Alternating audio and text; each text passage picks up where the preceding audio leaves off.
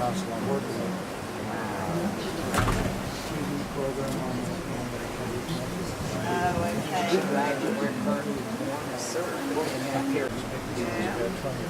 Yes. Everything they didn't want to put up with too long.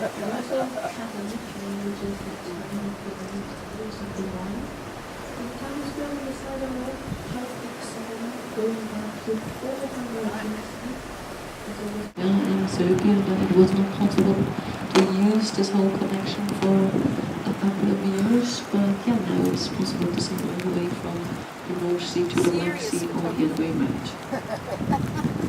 Well, it's a serious camera anyway. If I take enough shots, I'm sure one of them.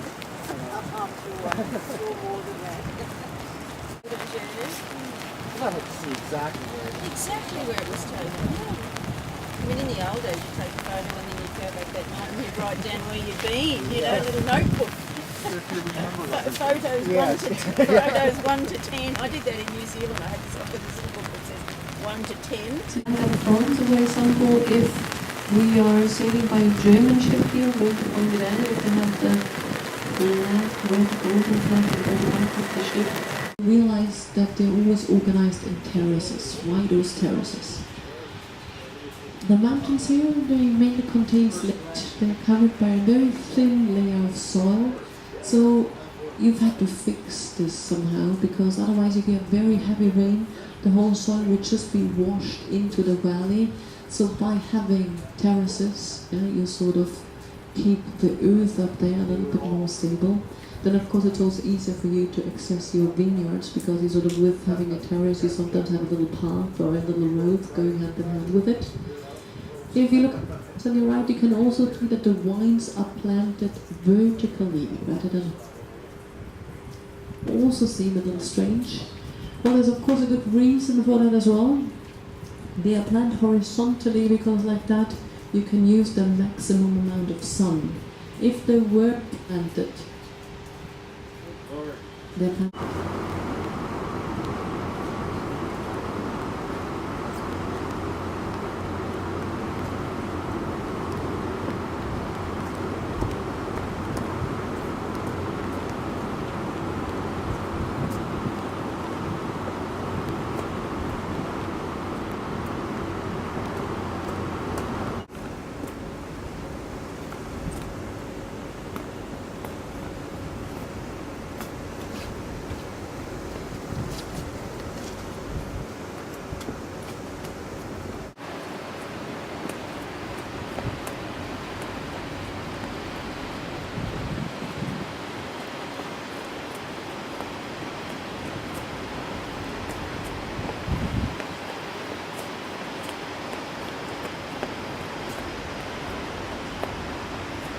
This property was there.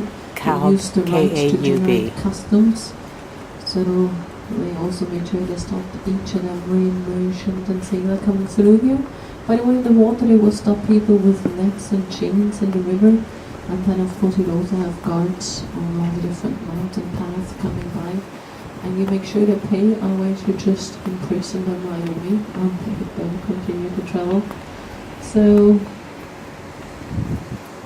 apart from the Gutenfels castle, which is up on the left, you have another beautiful castle right in front of us, in the middle of the river, on a beautiful island. And that's an island fortress known as the Palatine. In German we call it the Pfalzgrafenstein. Yeah, so it's a castle which has the shape of a ship. Pretty unusual, very beautiful.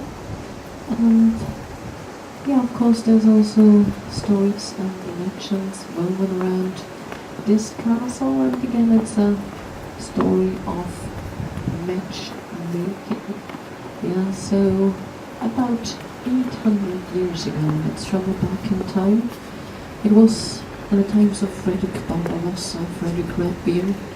You only had a little tower standing on that island in front of us, and in those really, uncomfortable, inhospitable walls, a wonderful love story took place.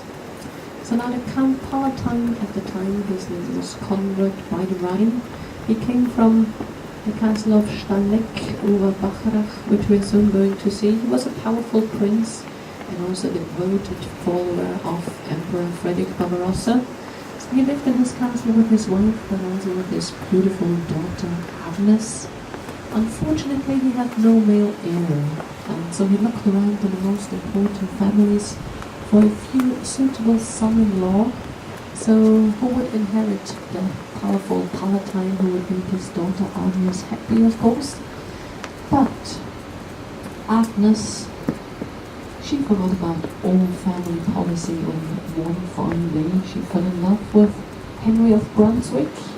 Needless to say, that this was the worst decision the daughter could have made, because Henry's father was Henry the Lion, cousin of Barbarossa, but a Guelph, and therefore a supporter of the Pope rather than a supporter of the Emperor. So in short, Henry and the Emperor Fred, they were enemies.